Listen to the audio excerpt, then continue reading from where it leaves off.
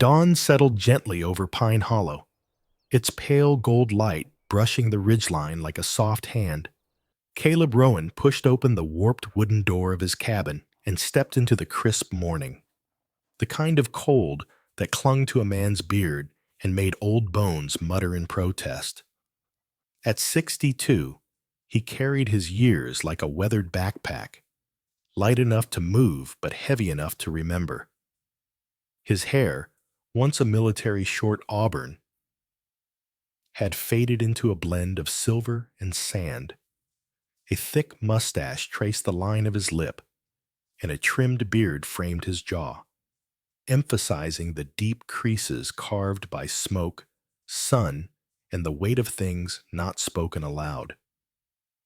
His shoulders were still broad, built from years of lifting beams, victims, and debris during rescue missions, though one shoulder sloped imperceptibly lower, an injury from a collapsed stairwell decades ago. His eyes, a muted blue, had the distant look of a man who often stared at yesterday instead of tomorrow. They softened only for the creature trotting at his heel. Buddy, a 7-year-old German shepherd, moved with the alert precision of a dog who had once been promised purpose. His coat was a swirl of sable gold and deep charcoal, marred occasionally by small white scars that stood stark against the fur, souvenirs from broken glass, shrapnel, and flames he should never have had to meet. His left ear bore a slight notch from a metal beam that had fallen too fast. His right hind leg stiffened when the temperature dropped, causing him to limp for the first few minutes of each morning. But Buddy's eyes, intelligent, honey brown, and fiercely loyal, carried a warmth that countered the cool mountain air. He nudged Caleb's thigh with his nose, a silent check-in, as if asking whether his human's mind had drifted somewhere dangerous again. Caleb gave the dog's head a slow rub. "I'm here," he muttered, as if reassuring both of them. Buddy tilted his head, satisfied. The cabin itself was small and plain, perched on a slope overlooking Pine Hollow, a town so modest it could fit inside a man's open palm. Built from rough-hewn logs by Caleb's grandfather, it carried a scent of pine resin and old books. The porch sagged slightly at the edges. The woodpile leaned like an exhausted soldier. The wind chimes tinkled out of tune after years of winter storms. It was imperfect, but honest. And honesty was a luxury Caleb clung to. He poured himself a mug of black coffee and stepped onto the porch, listening to the quiet hum of the valley waking up. The air smelled of frost and cedar. A lone pickup rumbled on the distant road. Somewhere, a crow cawed as if scolding the morning for arriving too early. Caleb wrapped his free hand around his coat, a faded canvas jacket the color of dry earth, tough and scarred, much like him.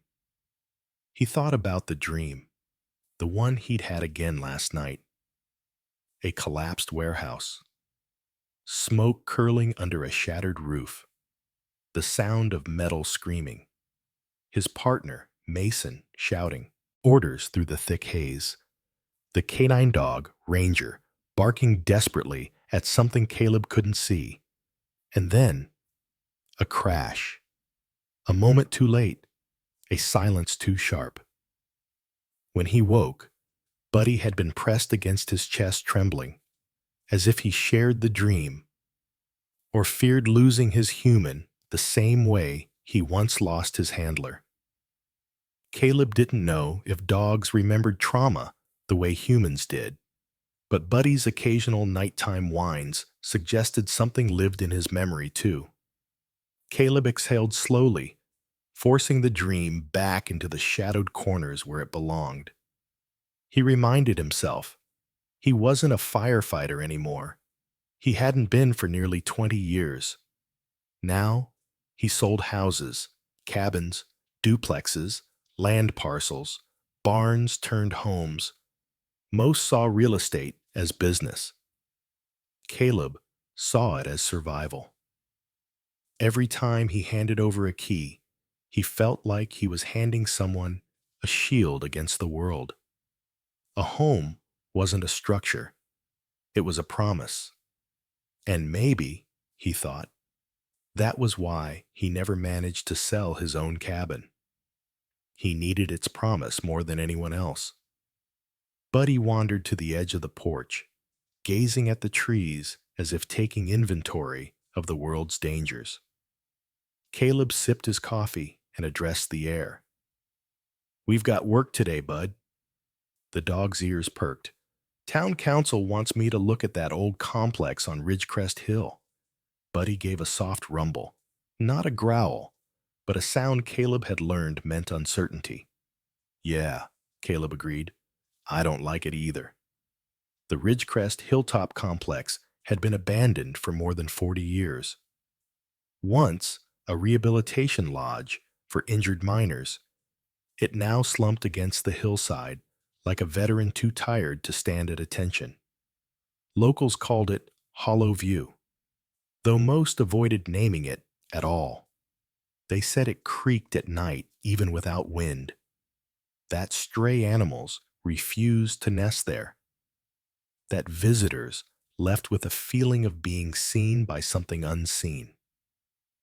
Caleb didn't believe in superstitions, but he'd walked into enough broken buildings in his life to know that walls remembered, and sometimes memories had teeth. He had an appointment with the town council later that morning, so he finished his coffee and stepped back into the cabin. As he pulled on his boots, heavy leather, steel-toed, worn along the sides from years of mountain terrain, he caught sight of himself in the mirror hung on the door. He studied the reflection the way a stranger might. Tall, solid, lined with a life that hadn't always been gentle. Not handsome in a cinematic sense, but with a rugged dignity that made people trust him. His voice, when he spoke, carried a rasp, the product of smoke inhalation and shouting in collapsing corridors. He grabbed his keys and clipped Buddy's leash, though Buddy rarely needed it. They headed down the steps toward the truck, a deep green pickup with mud still clinging to the tires. The truck had belonged to Mason once. His partner in the rescue unit, a man with a booming laugh and a habit of sticking inspirational quotes on everything. After Mason's passing, his widow insisted Caleb take the truck. "He'd want you to," she'd said, her voice trembling but determined. So Caleb did. And sometimes, when the wind moved through the cracked window just right, he swore he could hear Mason's laugh echo from the back seat. As he and Buddy drove down the winding dirt road toward town, Pine Hollow unfurled below, like a quilt of familiar memories. There was the small grocery store with a hand-painted sign. The diner with the neon coffee cup flickering every evening. The sheriff's office, fronted by a man Caleb had known since grade school, Sheriff Ray Bolton. Ray was a big, burly man in his late 50s, with a peppered beard and a personality that mixed dry humor with gentle caution. He was the kind of man who tried to protect the town from everything: outsiders, storms, and even its own history. Caleb often wondered if Ray knew more about Ridgecrest than he let on. They passed the general store just as Martha Hale, the owner, swept the front steps. Martha was in her 70s, a petite woman with curly white hair and a smile that sparkled with stubborn kindness. She waved at them, her blue apron fluttering in the wind. Behind her warm demeanor, Caleb knew she carried her own ghosts. Her husband had died in a mining accident decades ago, leaving her to run the store alone. She never remarried. At the council office, Caleb parked the truck and stepped inside. The building was modest, with old wood-paneled walls and mismatched chairs. Ernest Granger, the council chairman, awaited him. Ernest was in his late 60s, tall and thin, with a long nose and thinning gray hair combed back with meticulous care. His stern expression made him look strict, but he was known to soften for children and animals. His handshake was firm but cold, as if his mind was always 3 steps ahead, calculating. "Caleb," Ernest said, gesturing him to a chair, "we need that appraisal on Ridgecrest. Investors have shown interest, and we want the property listed before winter hits." Caleb nodded, though his stomach tightened. "I'll take a look. But you know that place isn't just a patch of land and broken beams." Ernest's jaw twitched. "Just get us the numbers. The town needs the revenue." Buddy, lying at Caleb's boot, gave a small growl, barely audible, but unmistakable. Ernest stiffened. "Control your dog." "He's fine," Caleb replied calmly. "He just knows when someone's nervous." Ernest bristled, but said nothing. He handed Caleb a rusty key and a folder of brittle documents. As Caleb walked back to his truck, he flipped through the papers and paused. One page was stamped with a symbol he hadn't seen in years, a small triangle with a circle inside it, the old emblem for emergency civil shelters. His brows drew together. "Buddy," he murmured, "why would a rehab lodge need one of these?" Buddy stared toward the distant ridge, the direction of Ridgecrest, ears erect, body tense, as if he already knew something Caleb did not. And at that moment, the first strange whisper of unease slipped through Caleb's mind like a cold draft under a locked door. The road to Ridgecrest Hill wound upward like a pale scar carved into the earth, narrow and uneven, shaded by tall pines that leaned inward as if trying to warn travelers back down the mountain. Caleb Rowan drove slowly, hands tight on the wheel of Mason's old green truck, the morning sun flickering through branches and throwing fractured light across the windshield. Buddy sat upright in the passenger seat, ears twitching with every shift in the wind, muscles held in that half-tense readiness of a dog who sensed more than a human ever could. The closer they got to the hilltop, the more Buddy's nostrils flared, sniffing the air with wary concentration. Caleb noticed and tried to sound casual. "It's just old wood and dust," he muttered, though he didn't entirely believe it. Buddy's eyes remained locked forward, unconvinced. The Ridgecrest complex, sometimes called High Ridge Lodge in the oldest county maps, came into view as the trees thinned.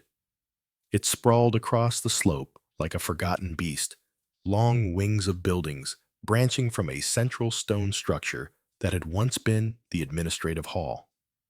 Weather had mauled most of the roofs. Some were caved in completely, others held up by nothing but stubborn will. The windows were dark hollow sockets. The doors hung crooked. The wind seemed to gather around the place rather than pass through it, creating strange pockets of stillness in which even birds hesitated to sing. Caleb parked near what used to be the delivery ramp and stepped out slowly, scanning the property. "This was supposed to help miners heal," he murmured. "Now, it looks like it needs healing more than any of them ever did." Buddy hopped down beside him, tail lowered but alert. He gave a soft growl, just one, before falling quiet. As Caleb approached the main building, he saw an older man standing near the entrance, leaning heavily on a metal cane. The man was not someone Caleb recognized, which was unusual in Pine Hollow. He was tall, despite his stoop, with a wiry frame and long limbs that seemed stretched thin by years of hard living. His skin was a deep, weather-beaten brown, and his white beard was thick and untrimmed, reaching nearly to his collarbone. His hair, wild and gray, curled around a faded wool cap. His eyes, however, were remarkably sharp, dark, and glinting like polished obsidian. They tracked Caleb with the alertness of someone who had learned to look for danger in places others ignored. The man introduced himself in a voice gravelly and low. "Name's Ephraim Knox." He paused to adjust his grip on the cane. "I used to work up here, a long time ago." Caleb nodded respectfully. Ephraim looked like someone who had once been impossibly strong. Broad hands with thick fingers, veins rising along the backs.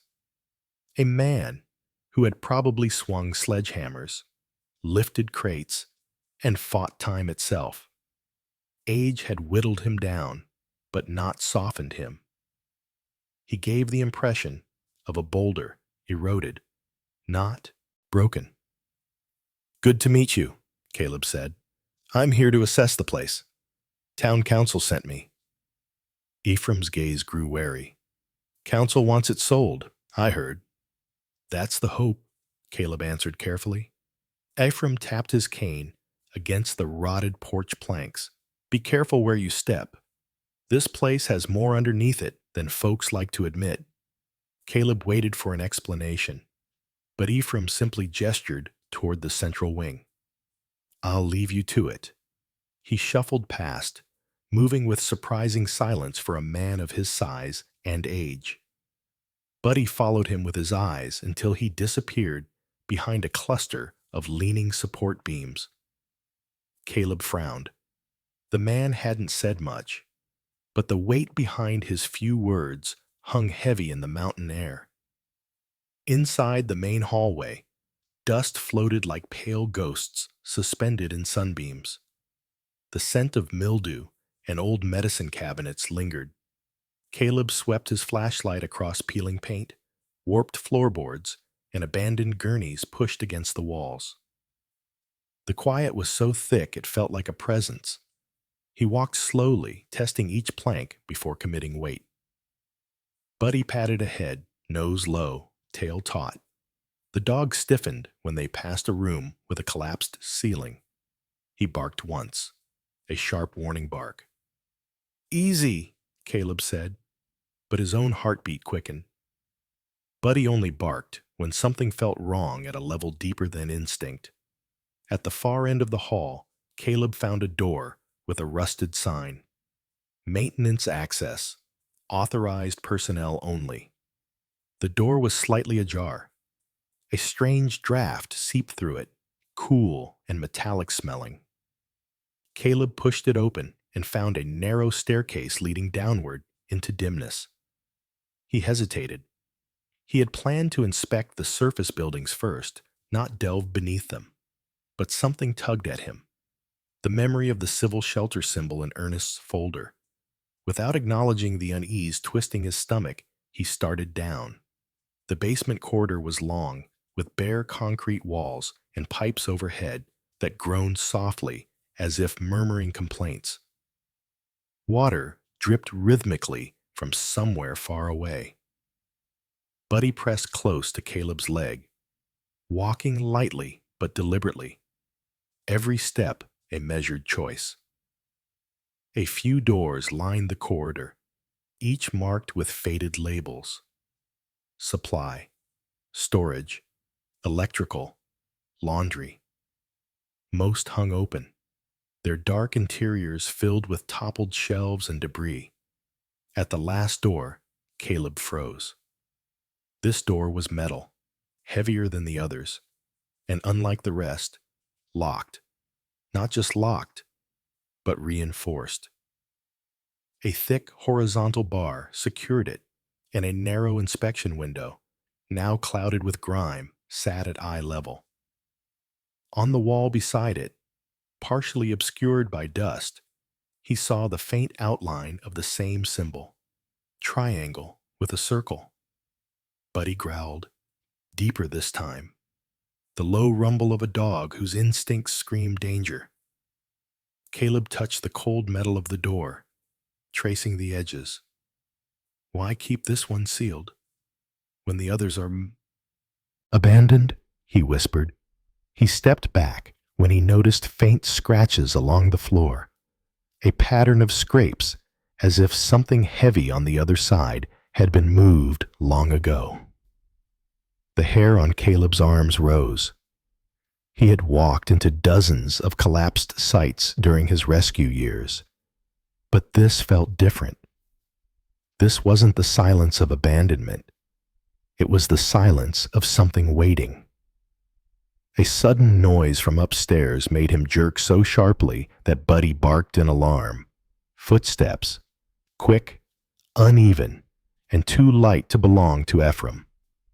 Caleb hurried back up the stairs, Buddy bounding ahead. The main hall was empty at first glance, but when he reached the threshold, he saw someone standing near the entrance. Someone he did not expect. A woman in her mid-40s stood in the doorway, brushing dust from her jacket. She was tall and lean, with long dark hair tied back in a low ponytail. Her skin was olive-toned, smooth, except for a small scar near her left eyebrow, the kind that suggested an old accident rather than violence. Her posture was confident but not arrogant, and her eyes, hazel and sharp, held the alertness of someone who had spent years reading rooms before entering them. This was not a local. Pine Hollow rarely saw new faces. She offered a small, cautious smile. "Sorry to startle you. The door was open." Her voice was warm, steady, and unhurried, with a hint of a coastal accent. "Can I help you?" Caleb asked, studying her closely. "I hope so," she replied. "My name is Leah Vernum. I'm an independent structural assessor, hired by a private party interested in this property." She lifted a leather satchel at her side. "I came to take a preliminary look." Caleb's jaw tightened. "Who hired you?" "I'm not allowed to say yet, but they're eager." Her gaze shifted past him to the dim hallway. "This place has a reputation, doesn't it?" Buddy stepped between them, protective, tail stiff. Leah slowly lowered her hand for the dog to sniff, but Buddy didn't budge. "He's cautious," Caleb said. "Good," she replied softly. "Caution keeps you alive." Something flashed in her eyes, familiarity with danger, maybe even loss. Caleb felt an unexpected tug of recognition, but he pushed it aside. "You can't be in here alone," he said. "The floors aren't stable, and there could be hazardous—" "I know," Leah interrupted gently, "but I had to see it." "Why?" She opened her mouth, as if weighing her answer carefully. But before she could speak, a sound echoed from the rear of the building, a heavy thud, followed by the faint shudder of something shifting deep in the structure. Buddy whipped around and barked. Leah stiffened. Caleb felt cold spread across the back of his neck. He turned toward the sound and froze, because the noise hadn't come from any surface room. It had come from below, from behind the reinforced door, and it sounded like someone, or something, had just moved. Caleb Rowan stood frozen in the dim hallway of Ridgecrest Lodge, the echo of that heavy, subterranean thud still pulsing through his mind like an old wound aching before a storm. Buddy had planted himself between Caleb and the stairwell, fur raised, eyes locked downward toward the hidden floor, as if expecting something terrible to ascend at any moment. Leah Vernum stood a few paces behind Caleb, her posture stiff, shoulders tight, eyes narrowed with a quiet alertness that suggested she was not unfamiliar with sudden danger. Caleb slowly raised a hand, gesturing for silence. The building answered with nothing but its usual groans, wood settling, wind whispering through broken window frames, pipes exhaling old air. But beneath those familiar sounds was something else, something quieter, heavier, like a breath drawn and held far below. "I need to see the rest of this place," Caleb finally said, his voice low but steady. He wasn't sure if he was speaking to Leah, Buddy, or himself. Leah nodded, though her jaw tightened. "I'll stay close," she said. Buddy gave her a suspicious glance but did not protest. Instead, he trotted ahead, leading them deeper into the wing they had not yet searched. They entered a long corridor lined with doors. The floorboards sagged in places, groaning under weight, so Caleb tested each step with the caution of someone who had once walked across burning rafters. Buddy sniffed along the edges of the walls, pausing now and then to stare at nothing. Nothing visible to human eyes, at least.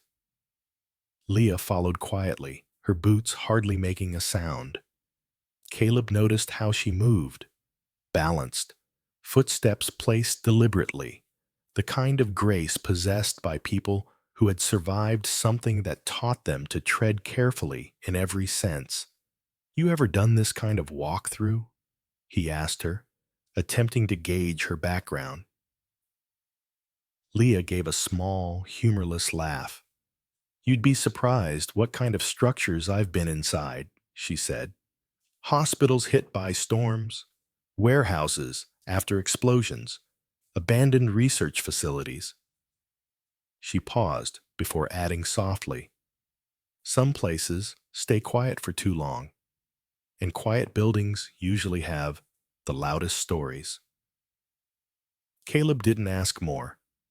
Her tone carried the weight of personal history, painful history, and he hadn't earned the right to pry. They reached an office at the end of the corridor.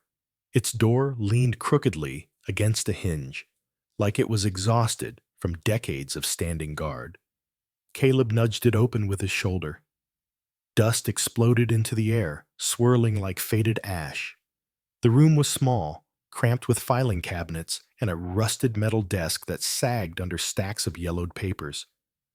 A cracked window allowed a blade of sunlight to cut through the dimness, illuminating motes that danced lazily as though stirred by invisible fingers.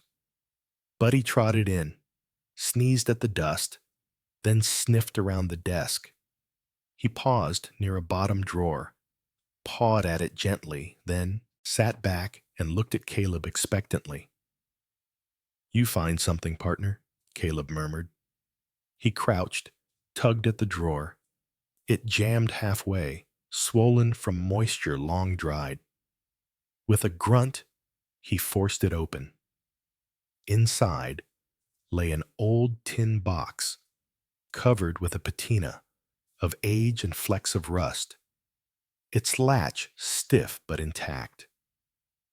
"Looks promising," Leah said quietly, leaning closer. Caleb set the box on the desk and clicked the latch open. Inside were letters, dozens of them, some folded neatly, others creased with hurried handling. Beneath them lay a small notebook with a cracked leather cover. Caleb removed the notebook first, opening to the first page where a name was penned in looping handwriting. "Evelyn Hartmore, RN." "A nurse?" Caleb murmured. "Worked here, I'm guessing." Leah stepped closer, studying the elegant script. "Judging from the paper and ink, probably mid-70s, she said. "Maybe earlier." Buddy rested his chin on Caleb's knee, as if trying to read along. Caleb flipped through the pages slowly. The early entries were simple, almost cheerful. notes about patient routines, discussions of physical therapy sessions, observations about injured miners regaining mobility. Evelyn had been meticulous, compassionate, hopeful. Her handwriting was neat, steady, an anchor in a place built on broken men trying to rebuild themselves. But halfway through, the tone shifted. The handwriting grew sharper, the words more cramped. Caleb read aloud in a whisper. The board met again today. More disagreements. They're worried about the fund. Says numbers don't add up. Someone is lying. Leah's eyebrows lifted slightly. A fund? Probably some kind of aid program, Caleb said. He kept reading. Evelyn had chronicled everything. Arguments behind closed doors, anxieties among the staff, subtle shifts in the atmosphere. Her compassion began to give way to fear, like ink poured into water. One entry made Caleb pause. Inspection expected next month. Federal involvement. Everyone is nervous. Another. Money missing. No explanation. Board members snapped at each other. Something is wrong. Something is terribly wrong. Caleb felt the old firefighter's instinct tightening his chest. The same pressure he used to feel when stepping toward a burning building rather than away from it. Leah leaned over his shoulder. She knew something that scared her.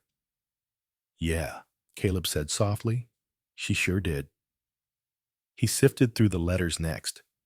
Most were written in the same hand, the nurse's hand, and addressed to someone named Margaret, apparently a sister living several states away. The letters described long shifts, patients she grew attached to, the isolation of working on a lonely mountain facility. But the later letters carried desperation, warnings, confessions half-formed, the kind of thoughts a person only shares when they feel time slipping from their grasp. The final letter was never sent. In it, Evelyn wrote, "If anything happens, know that I tried to do the right thing. Someone will uncover this someday. I only hope it's someone with courage enough to face what they find." The silence that followed hung heavy between Caleb and Leah. Buddy whimpered, nudging Caleb's elbow. "Yeah," Caleb whispered. "I hear her." Before he could process anything further, his phone buzzed sharply, breaking the tension. He answered, recognizing Ernest Granger's voice immediately. The council chairman sounded impatient. "Caleb, how much longer do you need? Investors are pressuring us. We need that appraisal done as soon as possible." Caleb hesitated. "This place has complications." "I don't care about complications," Ernest snapped, his voice suddenly sharp with irritation. "Winter's coming, Rowan. If we don't close this sale before the snow hits, we're looking at another year of financial bleeding." Caleb clenched his jaw. "I'll give you the assessment when I'm ready," he said firmly. Ernest huffed. "Just don't take longer than necessary." The call ended. Caleb stared at the dead screen for a long moment, reflecting. Ernest wasn't a cruel man, but he was desperate, and desperation made good people blind to important truths. Leah watched him with perceptive eyes. "You're not going to rush this, are you?" she asked. Caleb shook his head. "No. People died in places like this, Leah. I've seen enough tragedies to know when a building is trying to tell me something." She studied him with a mixture of respect and concern. "Then we should keep looking." They packed the letters and notebook back into the tin, planning to review them later. As they stepped into the hallway again, Buddy abruptly froze, muscles quivering, ears pointed downward toward the basement once more. A long, cold ripple seemed to pass through the floor, a vibration too faint to be natural settling. The light bulb flickered once above them, humming an uneven tone. Leah whispered, "Tell me that was the wind." Caleb shook his head slowly. "That wasn't the wind," he said. Buddy suddenly barked, a sharp alarm bark, then bolted toward the stairwell leading to the lower level. "Buddy!" Caleb shouted. But the dog had already vanished down the dark steps. Caleb and Leah exchanged one startled look before running after him, and as Caleb reached the top of the stairs, he swore he heard something. Something unmistakably deliberate. Move in the depths below. The storm arrived without warning. One of those sudden mountain tempests that rolled down from the ridgeline like a dark animal, snarling through the pines and slashing rain against the cracked windows of Ridgecrest Lodge. Thunder trembled across the beams overhead as Caleb Rowan tightened his rain jacket and tried once more to coax the warped kitchen door back into place. The wind kept pushing it open, a persistent, invisible hand determined to remind him that the building was in charge, not him. Buddy prowled nearby, pacing in tight, anxious loops, his ears pinned back, tail rigid. Every time thunder cracked, the dog flinched but did not retreat. Instead, he scanned the shadows, alert in a way that made Caleb uneasy. Buddy had survived too many collapses, too many close calls. A storm didn't frighten him, but something else did. Leah Vernham, who had returned to double-check structural measurements, stood at the far counter, examining cracked tiles and taking quiet notes. The storm wind had plastered her dark ponytail against her cheek. Her olive-toned skin looked almost luminescent in the dim kitchen light. If she was afraid, she hid it well. Years of fieldwork had taught her how to steady her breath in unstable places.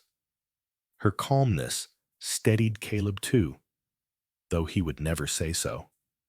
Another thunderclap hit, shaking dust from the rafters. Buddy stiffened. His head snapped toward the far edge of the kitchen, toward the utility alcove Caleb had planned to inspect later. The dog uttered a sharp, urgent bark, the kind he used when locating someone trapped under rubble. Then he lunged forward, claws skidding on the wet tile. "Buddy, easy!" Caleb called, but the shepherd was already pulling hard, nose pressed against the gap between a rusted metal rack and the far wall. Leah set down her notebook and approached. "He smells something." "Yeah," Caleb murmured, feeling that now familiar tug in his chest, that old firefighter's instinct waking like a sleeping giant. He moved the rack aside, grunting as it scraped across the floor. Behind it was a narrow service corridor, barely wide enough for one person to walk through. Half the light fixtures were shattered, and pipes along the low ceiling pulsed with the faint echo of water rushing somewhere deep inside the structure. Buddy whined urgently and pulled harder. Caleb clicked on his flashlight. "Leah, stay close," he said. "This wasn't on the blueprints you showed me." "That's because those blueprints were incomplete," she answered, her voice low. "I'm starting to think a lot of things about this place were meant to stay incomplete." The corridor led to a canted wooden door stuck in its warped frame. Moisture had swollen it so tightly it looked almost fused to the jamb. Caleb braced his shoulder against it, pushing once, twice, nothing. Buddy barked sharply, pawing at the lower panel. Caleb stepped it back, pulled a pry bar from his bag, and wedged it between the door and frame. With a grunt and the force of a lifetime spent lifting collapsed beams, he pried until the door tore loose with a splintering groan. A rush of cold, stale air poured out. Beyond the doorway was a narrow stairwell, plunging downward into darkness. Leah lifted her flashlight, angled it down the stairs. "This isn't on any plan," she repeated, now with a note of disbelief. Caleb nodded, and it hasn't been opened in decades. Buddy descended the first step, then the second, growling low. Caleb followed, hand trailing the rough cement wall. The smell grew stronger, metallic, damp, with a strange undercurrent of something burnt long ago. The air felt heavier, older. At the bottom, the stairwell opened into a wide chamber. The ceiling was low and curved, reinforced with aging steel ribs. The floor was concrete, slick with moisture. Abandoned chairs rusted in crooked rows, some collapsed, some still upright, as if waiting for occupants who never returned.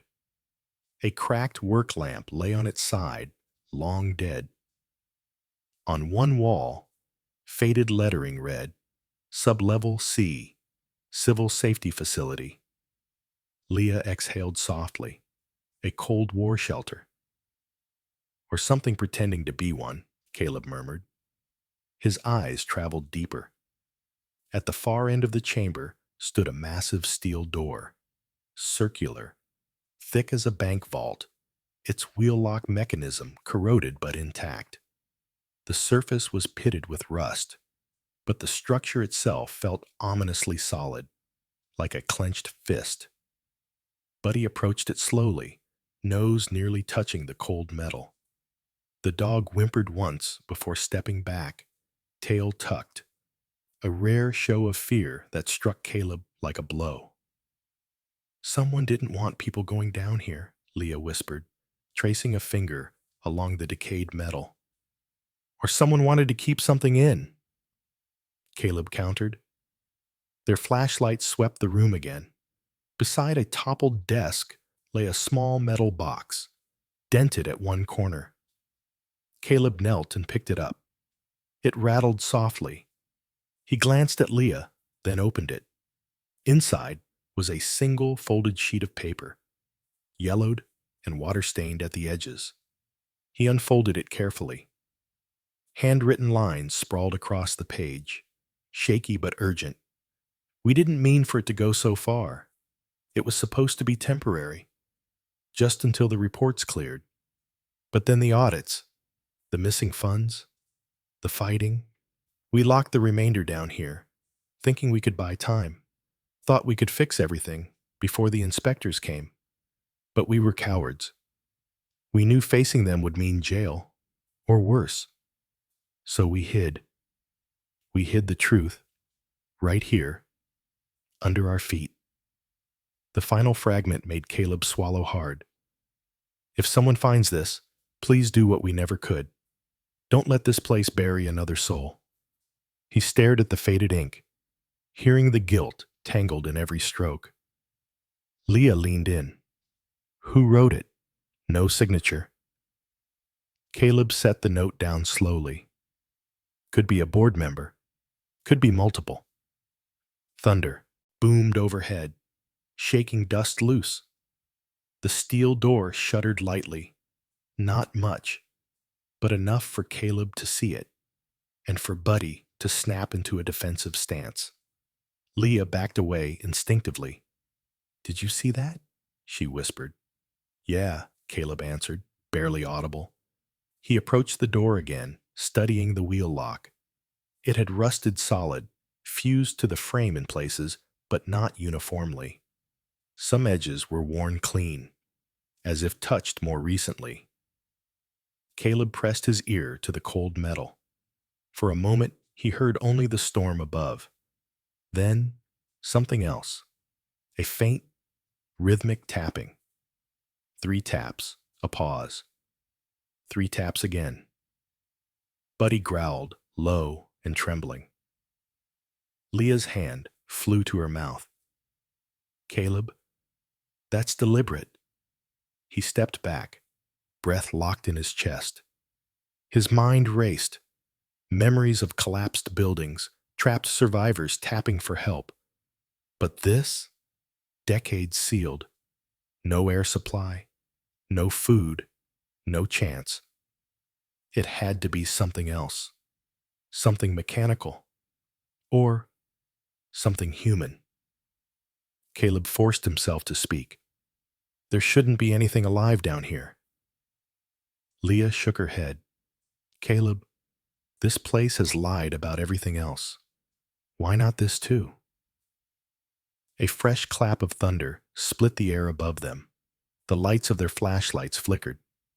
And then, the steel wheel twitched, just a fraction of an inch, but enough for Caleb's blood to run cold. Buddy barked wildly. Caleb grabbed Leah's arm. We need to move. But before they could run, before they could even reach the first stair, the wheel turned again. This time unmistakably, undeniably. Something on the other side of that sealed Cold War door had just begun to open it. Storm clouds hung low over Ridgecrest Hill the next morning, gray and swollen like bruises across the sky. Caleb Rowan had barely slept.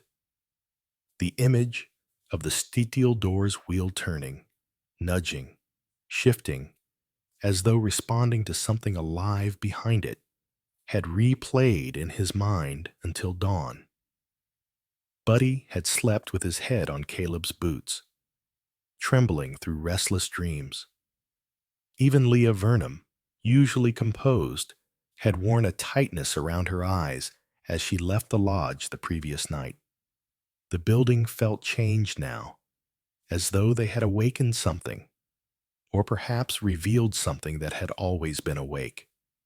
The rumors started before noon. Whispers in Pine Hollow's only cafe, murmurs by the post office steps, speculative glances in the hardware store. Someone had heard from someone who heard from the grandson of a retired miner that Caleb found a bunker full of government stuff, and there's something down there they never reported. By the time Caleb drove back to Ridgecrest Lodge to continue his inspection, 3 sleek SUVs were already parked outside. Vehicles far too polished for mountain roads. Out stepped a trio of strangers. The first was a man in an immaculate charcoal suit, tall and lean, with salt and pepper hair slicked neatly back and a jawline sharp as a sharpened axe. His name, he announced with a smooth, velvety voice, was Victor Halden, a senior representative of the Clarion Development Group, the corporation bidding to buy the property. His handshake was firm but cold, his eyes a pale blue that didn't blink often enough. Those eyes evaluated Caleb like he was a variable that needed solving. The second stranger was a woman in her late 30s, introduced as Marissa Crowley, legal counsel for Clarion.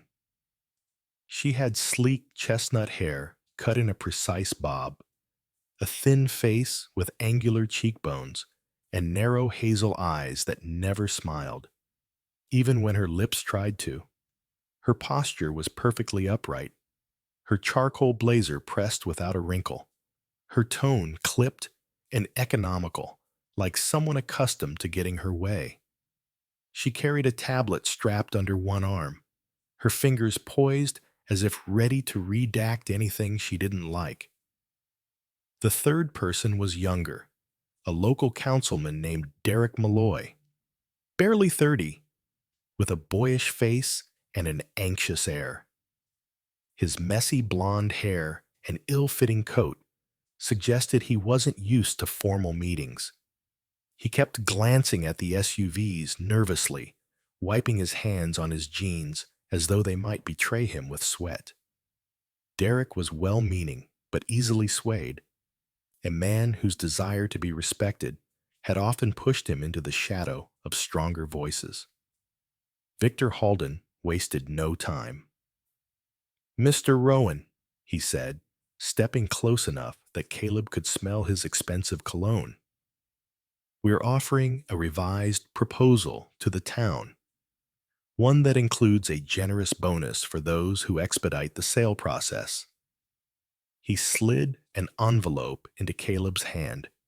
It was heavy with documents and money. Marissa Crowley added, "All we need from you is discretion. Don't mention anything. unusual you may have encountered. Her tone made unusual sound like a stain on a rug, something to be covered, not cleaned. Derek shifted uneasily. Caleb, this is good for Pine Hollow. We could fix the school roof, the fire station. Everyone wins.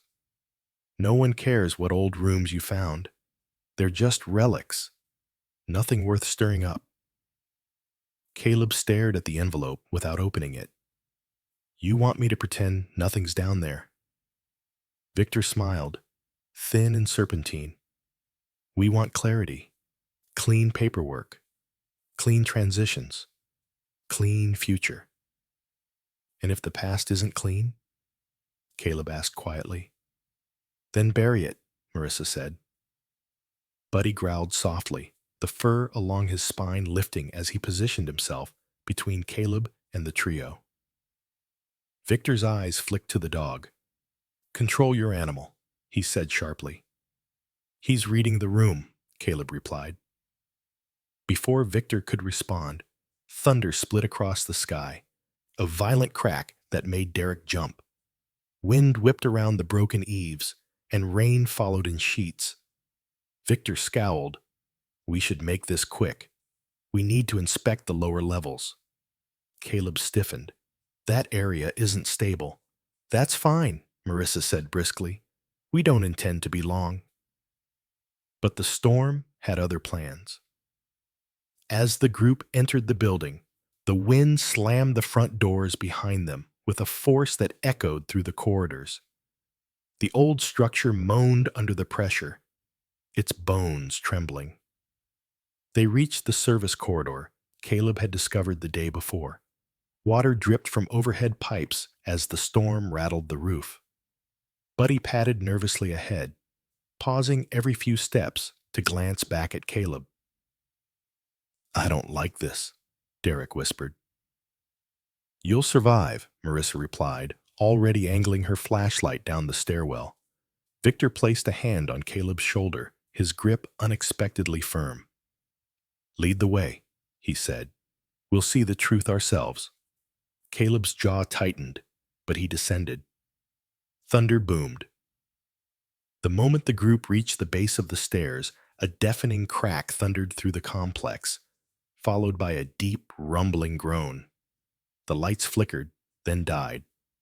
Dust rained from the ceiling. Buddy lunged at Caleb, knocking him backward, just as a massive portion of the ceiling collapsed where he had been standing. Concrete and steel crashed to the floor in an explosive cloud of dust. Screams erupted. Caleb coughed, scrambling upright. Is everyone okay? I think so, Derek choked out, half buried under broken plaster. Marissa was clinging to the support pillar, her hair disheveled, her face pale. Victor Halden stood stiffly, brushing dust from his suit with remarkable calm. We're trapped, he said. Is there another exit? Caleb shook his head. Not from down here. Buddy barked frantically, circling the sealed steels door at the far end. He scratched at the floor, growling, then darted back to Caleb, then back to the door, desperate to draw attention. Caleb's heart pounded. It felt like being back in the burning apartment building 12 years ago. The moment the beam cracked, the moment the smoke thickened, the moment he knew he wasn't getting everyone out alive. The moment he lost his partner dog. The moment he stopped believing he was worthy of saving anyone. And now he was trapped again, with strangers who needed him, and a dog he couldn't bear to lose. Thunder rolled overhead like a warning from the sky itself. Victor snapped, Rowan, find us a way out. Caleb inhaled sharply, steadying himself. I will, he said, but we do this my way. He approached the collapsing corridor, assessing fallen beams, mapping structural lines, calculating load distribution with the instinct of a man who had memorized the language of disaster. Leah's voice echoed in his mind, from the day before. Quiet buildings usually have the loudest stories.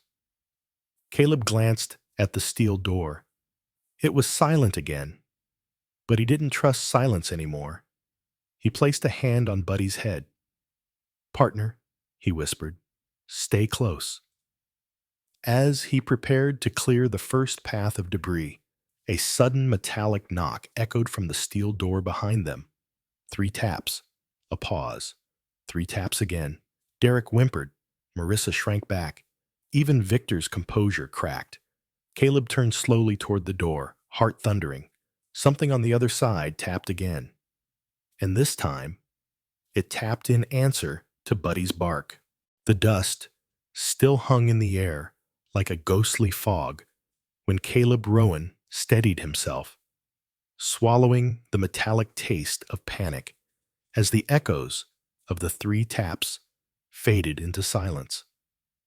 The others were frozen. Victor Halden, rigid as marble. Marissa Crowley trembling despite her practiced poise. Derek Malloy struggling to drag in breaths that came out thin and high. Buddy barked again, not in fear this time, but with a tone Caleb recognized from rescue missions long ago. Urgency layered over direction, a call to follow. Caleb forced his mind into the old mode. Calm, analytical, the voice he hadn't used since before the fire, a voice he thought he had buried with the dog he'd lost. But now it returned, quiet and steady, as though it had been waiting for him. "Listen," he said, lifting his hands and lowering his tone. "We're going to get out of here, all of us. But I need you to follow instructions. No panic, no arguing." His voice carried authority that brooked no refusal. Victor bristled at being commanded, but something in Caleb's posture, the readiness, the absolute steadiness, made even him obey. Marissa pressed her back against the wall, fingers gripping her tablet so tightly the plastic cracked. Derek, white-faced and shaking, nodded rapidly. Okay, Caleb. Just tell me what to do." Buddy moved toward the collapsed debris, blocking the main stairwell, sniffing along the edges, then backing away and barking once. Caleb understood. There's airflow somewhere else. He's picking it up. He knelt, running his fingers through Buddy's thick neck fur. The dog's muscles quivered with exhaustion, but his eyes burned with determination. "All right, partner," Caleb whispered. "Show me." Buddy slipped into a narrow gap along the lower edge of the fallen concrete. His body flattened almost impossibly as he wriggled through. Only a trained rescue shepherd could have done it. His tail vanished into darkness. Caleb's flashlight beam followed as far as it could before the rubble swallowed the light entirely. A moment later, a sharp bark sounded from somewhere beyond the blockage. "There," Caleb said. "He found a path. We'll widen it." They got to work. Caleb directed with swift, clipped commands. "Victor, help me anchor this beam. Derek, wedge the crowbar under that slab. No, angle it upward or it'll slide. Marissa, back against the wall. You're lighter, you'll stabilize the support if it shifts." Marissa, though shaking, followed orders without hesitation. Derek fumbled, but Caleb corrected his grip, guiding his hands. Victor was strong, stronger than his tailored suit suggested, and under pressure, his cool exterior cracked just enough to reveal a disciplined assertiveness. He was used to winning, but he was not useless in crisis. But nothing matched Buddy's contribution.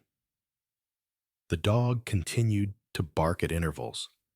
1 bark when they were working the right area, 2 barks when they shifted too far, a sharp whine when debris threatened to cave inward. His training came alive, scenting fresh air, marking safe routes, positioning himself where his sound would be heard through layers of stone and steel. Finally, After nearly an hour of grueling effort, they opened a narrow crawl space just large enough for a person to get through if they went in sideways. Buddy's tail appeared from the other side, wagging weakly. "That's our way," Caleb said, "one at a time. I'll go last." Victor protested. "No, if anyone should lead." Caleb cut him off sharply. "Not a debate. Buddy's leading. Derek next. He's panicking. He needs out first. You two follow. I bring up the rear." Victor's jaw clenched, but he said nothing else. Derek squeezed through first, whimpering when sharp fragments scraped his jacket. But Buddy's steady presence on the other side calmed him. Marissa went next, teeth gritted, muttering legal curses under her breath. Victor followed, expression unreadable. Then Caleb climbed after them. But halfway through the crawl space, something glinted in the corner of his flashlight beam. A fractured slab had cracked open during the collapse, revealing a pocket of space behind the wall. An alcove he hadn't noticed before. His instincts tugged at him. He shifted the flashlight. What he saw made him freeze. The steel door was not the true vault. Behind the cracked slab lay a second barrier, smaller, but constructed with deliberate care. A rusted metal hatch, marked with the same Cold War symbol. Its edge bent just enough to show a sliver of the chamber beyond. And within, illuminated by dust-filtered light, sat a row of locked strongboxes, old, military-grade, with faded federal seals. Papers lay scattered around, brittle but intact. Beside them, propped against the wall, were 3 sets of remains. Skeletons collapsed into ragged suits, their bones resting in postures that suggested they had died sitting upright. One skeletal hand still held a leather-bound ledger. Caleb felt a cold sorrow settle in his chest. The ledger fell open to a page almost untouched by time. He read, "We have failed. We have taken what was not ours. Money meant for the wounded, the widows, the children. We sealed ourselves here with the remainder, thinking perhaps death would absolve us. But punishment is not redemption. Whoever finds this, do not repeat our cowardice.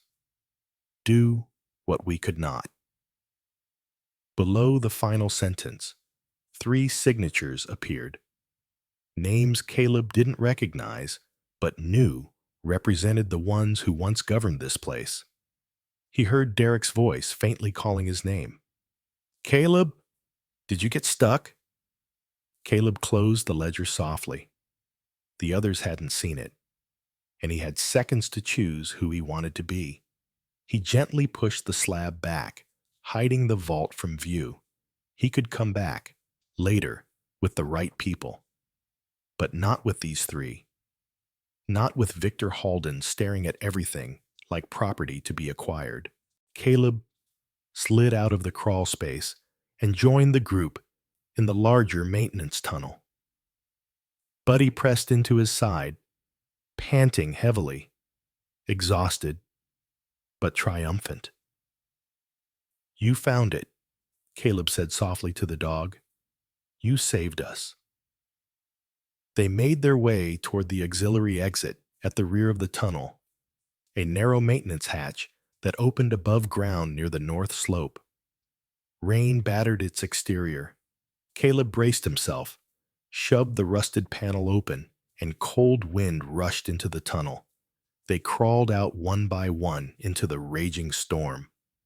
Victor wiped his face, expression unreadable. "Rowan," he said, "we saw some old documents behind that wall. We could—" Caleb cut him off, voice stone hard. "There's nothing down there you should touch." Victor's eyes narrowed. Marissa looked between them, sensing something had shifted outside her control. Derek sat in the mud, staring at his scraped hands. beginning to cry silently. But before anyone could speak further, Buddy suddenly snapped his head toward the tree line. Ears pricked, body tense, a flashlight beam cut through the storm, and a silhouette approached, steady, deliberate, moving with the confidence of someone who had walked through hell and learned to keep going. A man, broad-shouldered, wearing an old rescue coat, gray stubble, tired eyes, rain sliding down a lined face. He lifted his hand. "Caleb Rowan?" he called over the wind. "It's been a long time." Caleb's breath stalled. He knew that voice. It belonged to a man he never expected to see again. Snow arrived early that year, drifting lazily down the ridges of Pine Hollow, as if winter had decided to tread softly for the sake of the people rebuilding their lives. The cold touched everything: roofs, branches, the gravel roads. But it felt gentler now, as though the mountains had decided to stop testing the town and instead wrap it in quiet approval. For Caleb Rowan, the frost in the air no longer felt like a blade against the chest, but like a cool reminder of how far he and Pine Hollow had come. It had been months since the night of the collapse. Months since he had crawled through the dust-choked tunnel and walked out into a storm to find a man from a past he thought he'd buried alive. That man now stood beside him on the newly paved path leading up to High Ridge Lodge. Captain Jonas Mercer, once Caleb's commanding officer in the Urban Rescue Division. Jonas was in his mid-60s now, tall and broad-shouldered, with iron-gray hair that curled stubbornly above his ears. Deep lines etched around his eyes, not from age alone, but from carrying the memories of every life he failed to save. The man could intimidate an entire room with a single raised brow, yet his voice was quiet, gravelly, worn down by too many lost notifications and late-night phone calls to grieving families. He had come to Pine Hollow after Caleb's midnight message months earlier. "I need help before someone makes the wrong choice." Jonas had been skeptical until he saw the documents, the ledger, the second vault, the skeletons sitting upright in their final confession. He had seen more horrors than most, but this, he said, was the kind that grows roots unless someone cuts them out clean. And together, Caleb, Jonas, Buddy, and a handful of state investigators, they dug everything up properly, turning what could have become a scandal into something closer to a reckoning. Now, the state had finished its investigation, and the verdict was definitive. The money did not belong to the corporation. It belonged to the workers it had been stolen from. And so, the Treasury ordered the Forgotten Fund restored, expanded, and modernized into something the old miners had never lived to see: a memorial scholarship and health trust for the descendants of the coal and ore workers who once gave Pine Hollow its pulse. Caleb exhaled into the wintry air, watching the breath drift. He wasn't used to standing still during moments of celebration. Being honored always felt like stepping into a spotlight he didn't want. But tonight wasn't about him. It was about what the town chose to become after the storm passed. High Ridge Lodge no longer looked like a dying husk at the top of the hill.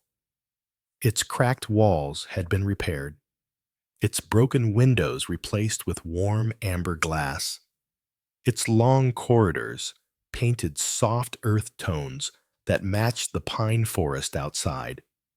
The new sign above the entrance read, "High Ridge Community Respite Center in partnership with Buddy's Second Chance program." He still couldn't believe they had used the dog's name. Buddy, now lying on the porch beside him, lifted his head as the first visitors arrived. The old shepherd's muzzle had turned whiter since the ordeal, but his amber eyes glowed warmly. The jagged scars on his shoulder fur, once stark and harsh, looked softer under the golden lights. Months of care had eased the tremors in his sleep.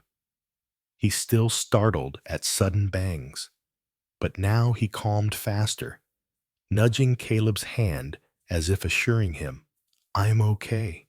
You're okay. We made it." Families began climbing the steps. Some came to tour the respite center, others to seek physical therapy, others just to see what had risen from the skeleton of a forgotten lodge. Among them were the Yates family, new arrivals in town, quiet, gentle people whose daughter needed long-term rehabilitation after a spinal injury. The parents, Miriam and Carl Yates, were modestly dressed. She a petite woman with warm brown eyes and curly dark hair tucked into a beanie. He a lanky man with sandy hair and a shy smile. Their daughter, 9-year-old Lottie, sat in a wheelchair decorated with stickers of cartoon wolves. She waved shyly at Buddy, who trotted over and lowered his head into her lap. Lottie giggled, the sound soft but bright enough to melt the frost. Moments like that made the entire fight worth it. Inside, community members filled the refurbished lobby. Mayor Kincaid, short, round-cheeked, always smelling faintly of wood smoke, gave a speech thanking Caleb for his integrity. Leah Vernham stood near the display cases, her dark ponytail neatly tied, smiling beside architectural posters showing how the lodge had been transformed. Even Derek Malloy was present, his posture straighter now, speaking more confidently after months of reflection. He had publicly apologized for his role, then committed himself to transparency efforts in the town council. People teased him, but gently. Pine Hollow believed in second chances, and Derek was trying his hardest. Victor Halden and Marissa Crowley were nowhere to be seen. After the investigation, their corporation backed away quietly, unwilling to be associated with a scandal involving dead board members and stolen humanitarian funds. Caleb was relieved. Pine Hollow had come too close to losing its soul. Later in the evening, fireworks from the winter festival flickered beyond the window, casting shifting colors across Jonas Mercer's face. "Hell of a thing you did, Caleb," Jonas murmured, handing him a cup of hot cider. "Didn't run, didn't hide, didn't choose the quiet answer." His weathered expression softened. "Proud of you." Caleb swallowed hard.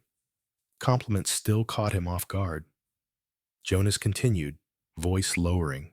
"You know, I used to think you froze during that fire years ago, that maybe the guilt made you quit because you couldn't trust yourself anymore." Caleb stiffened, but didn't speak. Jonas turned fully to him. "But you didn't freeze down there. You led. You saved those people. You uncovered the truth. And you brought a whole damn town back to life. That's not a man haunted by failure. That's a man who learned from it." Then Jonas placed a hand on Caleb's shoulder, a gesture he hadn't given since the day Caleb left the rescue team. "You came back." Caleb blinked hard against the heat rising behind his eyes. Buddy nudged his knee, sensing the shift. Later, after most guests drifted into the main hall for music and warm soup, Caleb remained on the porch with Buddy lying across his boots. Snowflakes collected on the dog's fur like tiny stars. Pine Hollow glowed below them, porch lights twinkling, children laughing in the streets, the kind of quiet cheer that only small mountain towns could produce. Jonas stepped out beside them. "I'm thinking of staying on," he said. "Not forever. just long enough to help set up the rescue program. These kids, they need something honest to be shaped by. He paused, and Buddy could teach them as much as you can. Caleb smiled, slow and genuine. I'd like that. Wind whispered across the valley. Families walked past, entering a building that had once held only silence and guilt. Now, it held warmth, purpose, healing. The museum corner displayed the restored ledger, names of the lost, stories of those who tried to make things right too late, and a plaque explaining how Pine Hollow turned a tragedy into a legacy. Caleb inhaled deeply, chest rising without the familiar stab of pain. For the first time in years, he felt whole. Buddy shifted, placing his head in Caleb's lap, sighing contentedly. Caleb stroked the dog's ears. Look at that, he whispered. We ended up building something after all. From inside came the sound of children laughing as they played with the first group of trainee rescue dogs, retired shepherds, eager mutts, and a couple of nervous pups, all under a banner that read, Buddy's Second Chance, training dogs to save lives, and kids to save each other. Caleb felt tears prick at the corners of his eyes. Not of grief, not of guilt, of release. He looked out over Pine Hollow, the mountains embracing the town like guardians carved from stone. The cold no longer felt hostile. It felt like memory, honest, unfiltered, but no longer capable of wounding him. This was the treasure he had been meant to find. Not the bonds, not the cash, not the vault, but the courage to open the one door he had kept locked inside himself, and the warm future that waited on the other side. In the quiet glow of Pine Hollow's rebirth, one truth rises above the rest. Sometimes the greatest treasures are not found in vaults or ledgers, but in the cracks where light slips in, where wounded hearts rediscover courage, where broken places are transformed into sanctuaries of hope. And maybe, just maybe, that light is a small echo of a miracle, a whisper from God reminding us that no story is too damaged to be redeemed, no past too heavy for His grace to lift. We all carry doors inside us, doors we fear to open, doors we've kept locked for years. But when we finally find the courage to turn the handle, we often discover that God has been waiting on the other side all along. In the noise of everyday life, may we remember that kindness is a holy act, truth is a form of worship, and every time we choose compassion over convenience, we take one step closer to the life He dreams for us. If this story touched you even a little, I invite you to share it with someone who might need a reminder that miracles still happen, often through ordinary people and loyal companions like Buddy. Leave a comment, tell us your own story of hope, and subscribe so we can journey through more moments of grace together. May God bless you, keep you, and guide you gently through every hidden doorway of your life. And may He walk beside you in the quiet places where miracles begin.